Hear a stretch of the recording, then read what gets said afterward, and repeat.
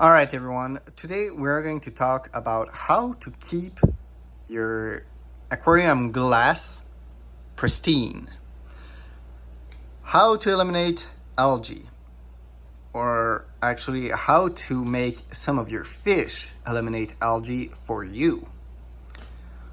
Algae is the symptom of many things going on in your aquarium. For me, it's mainly too much light. My fish room is not located in the most adequate environment. I have a lot of direct light going in, and that produces a lot of algae in turn. Also, in 2 of my 3 aquariums, I don't have real plants. In the cichlid aquarium, this big girl, pumpkin spice, is uprooting every living plant I tried with her. And in the silver dollar aquarium, the silver dollars are eating all the plants. And now you're gonna say, oh, have you tried Java fern? Well, yes, I tried. And this beautiful bush of Java fern was not looking as beautiful and as dense when it was with the silver dollars. They trimmed it pretty well. So I have many fish that kind of clean up a bit of the aquarium. I have some filter feeders like this rock shrimp. So this one is eating some very microscopic like crustacean and stuff from the water column. I have some other fish that do pretty much the same thing but on the surface of all the object and decoration, such as my shark right here. I also have plenty of small scavenging fish near the bottom, such as this gobby, that will disturb the top layer. Oh, we have also the Kuliloach right here that will disturb the top layer of the substrate, making a bit of the debris accessible for the filter. But what about the algae on the glass? Well, for that, my friends, I have only found one fish that can actually do the difference.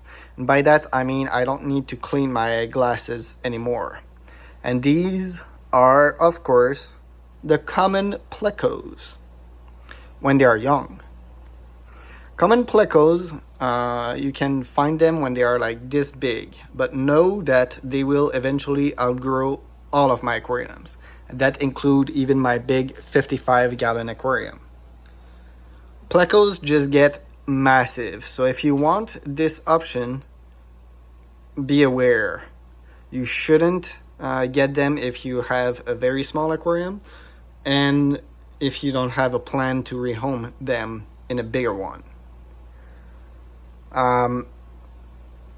You shouldn't euthanize them once they get too big, and you absolutely shouldn't release them in nature because this will create a lot of disturbance in a local ecosystem. Sorry. But if you have some plan and some way to properly manage the plecos, they are a great addition. And I say plecos, but I really want to emphasis on the common pleco. They are the actual only type that will clean, at least in my experience, that will clean efficiently all your algae. I've heard that once they grow to a certain size, they stop being that efficient. Honestly, I don't know because I never had massive plecos, but I've seen them, and boy, do they look impressive. In my aquariums, I put the plecos in, and after like 2 days, there is no more algae. And I mean, there was algae everywhere, in the front glass, in the back glass, in the side glasses. There was just algae everywhere. And in 2 days, none left. Of course, the plecos, they will not only eat algae. You will actually need some driftwood because they need that in their diet. And you will also have to feed them extra food. And this extra food can in turn be one of the causes for more algae, I guess.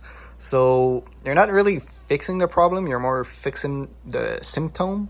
If you really want to fix the problem, you have to figure out what is lacking in your aquarium or what you put in too many quantity. For me, it's definitively the light. I have too much light because, again, of the big window right here. But I also have many big fish.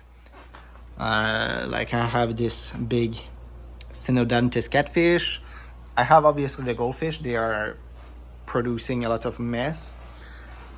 I have the 3 massive silver dollars, and you know, in the other aquarium, that one don't really have big fish. I guess the shark is like 4-inch, so that's not a small fish. I would say it's more a medium-sized fish, but you know, you could argue in a smaller aquarium that would create a lot of bio load in the aquarium, but why would you put that fish in a smaller aquarium? And yeah, here obviously cichlids, they are pretty messy as well. So a lot of food need to be put in the aquariums and a lot of light hit the aquariums. So that's my problem. I have algae because of those. And I cannot really fix those issues. Well, I could try to fix the light issues, but I cannot really fix the food issues because, you know, my choice of fish. I don't have a lot of plants in those 2 bigger aquariums because the fish are destroying real life plants. I tried many times real plants in those 2 aquariums and it doesn't work. But in here, the plants will help with reducing the amount of nutrition floating around in the water column. And having strong filtration, so I have this big canister filter in here, and I have, like, I'm over filtering my other 2 aquarium. This will help a bit, and doing many water change will also help reduce the amount of waste in the water. So those are the real ways to fix long-term the issue with algae, and know that whatever you do, there will always be some type of algae somewhere in one corner or the other of the aquarium. But you know, it's there are ways to reduce algae, and a Pleco would be quite the efficient short-term way. If you know any other species of fish or snail that could help, please let me know. In my opinion, crown snails and big mystery snails and apple snails are actually pretty good as well, pretty decent for eating the algae, but be careful, they can actually eat the plants as well, especially the bigger snails. But yeah, crown snails, very good, very good. If you drop like 20 of them in your aquarium, you won't have a lot of algae. And of course, be aware that when I say that some fish clean your aquarium, that doesn't mean the aquarium don't need maintenance anymore. It's like more of the aesthetic aspect. So, you know, the actual just glass look clean, but always test your water, always do your water change, and always do your best to basically make it that everything is clean. But you know, again, some fish will help a bit, but you have to do your water change, people.